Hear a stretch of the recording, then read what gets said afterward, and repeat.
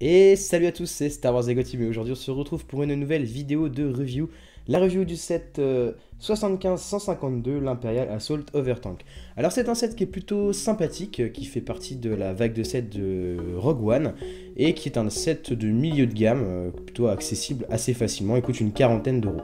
Dans ce set on retrouve 3 figurines que je vais vous présenter tout de suite après et un petit char, donc on va vous présenter tout de suite. Et donc nous revoilà pour les figurines donc, de ce set, en tout il y en a 3. La première c'est Chirrut Îmwe, donc l'un des protagonistes de l'équipe de Rogue One. Et nous avons également 2 Imperial Overtank pilotes qui sont plutôt sympathiques ma foi, avec un casque plutôt bien dessiné et une sérigraphie vraiment très jolie. Globalement ces 3 figurines sont plutôt sympathiques, la sérigraphie est soignée, les armes sont plutôt correctes et le set est plutôt équilibré en figurines. On a un protagoniste principal et 2 soldats de l'Empire qui vont bien avec le tank, donc on est sur quelque chose qui est vraiment équilibré. Et donc nous revoilà pour la présentation de ce Overtank, alors qui est un tank plutôt sympathique, avec plusieurs mécanismes qui sont très intéressants. Alors déjà, on a une trappe ici qui s'ouvre, par laquelle on peut accéder à l'intérieur du cockpit, et ça c'est plutôt cool.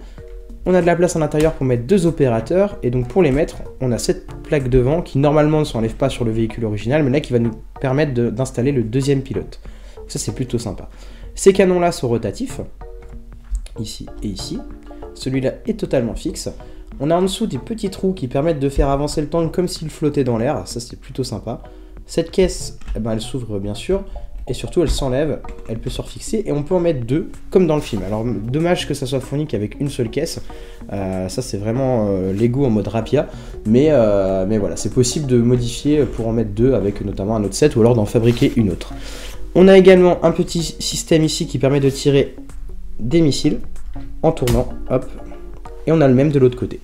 Voilà pour les mécanismes de ce set, donc plutôt jouable, et ça c'est assez intéressant, donc c'est vraiment un set qui est plutôt sympathique pour jouer un petit peu avec, pour placer dans un mock, qui est à l'échelle des figurines, donc voilà, c'est très agréable d'avoir ce set. Alors moi je vous le conseille à l'achat, si vous arrivez à le trouver un petit peu en promo, parce que 40 balles je trouve que c'est un peu cher pour ce que c'est, mais si vous le trouvez aux alentours de 35-30 euros, n'hésitez pas, clairement foncez dessus, c'est un bon set qui est très jouable, qui est très sympathique à monter et qui vaut carrément son pesant d'or. Voilà. En tout cas, j'étais ravi de faire cette présentation avec vous, je vous dis à bientôt pour une prochaine vidéo, c'était Star Wars Lego Team.